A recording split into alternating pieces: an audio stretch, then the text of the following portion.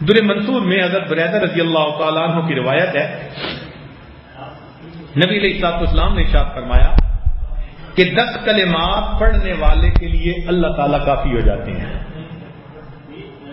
10 کلمات پڑھنے والے کے لیے اللہ تعالیٰ کافی ہو جاتے ہیں۔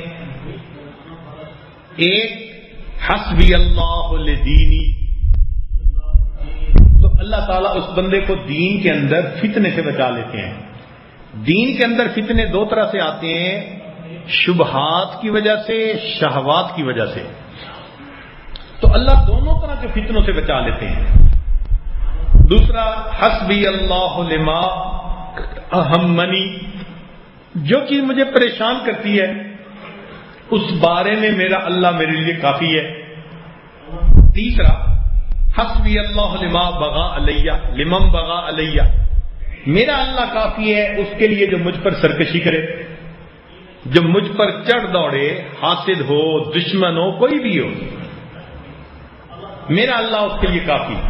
حسبی اللہ لمن حسدنی، جو حسد کرے میرا اللہ کافی۔ حسبی اللہ لمن کادنی بسوء، میرا اللہ کافی ہے اس کے لیے جو میرے بارے میں برا منصوبہ بنائے، بری سوچ رکھے۔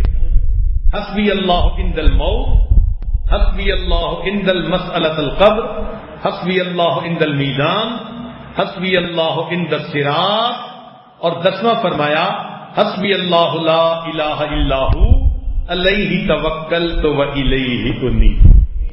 جو آدمی روزانہ یہ 10 کلمات پڑھ لے گا اللہ تعالیٰ اس کے ہر کام کے لیے کافی ہو جایا کرے گا۔